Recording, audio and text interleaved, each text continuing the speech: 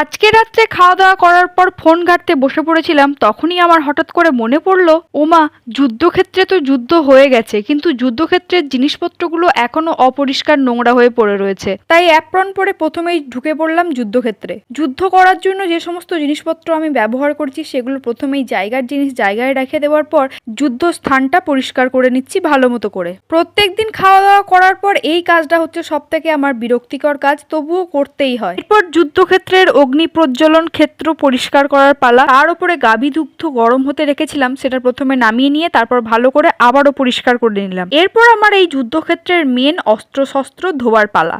মেয়েবেলায় যখন পড়াশোনা করতাম তখন এক স্যার আমাদেরকে বলতো, যত ভালো করে পড়াশোনা করবি বাসন তত কম মাজতে হবে। অনার্স নিয়ে গ্র্যাজুয়েশন কমপ্লিট করার পর মাস্টার ডিগ্রিতে ফার্স্ট ক্লাস নিয়ে পাশ করেছি।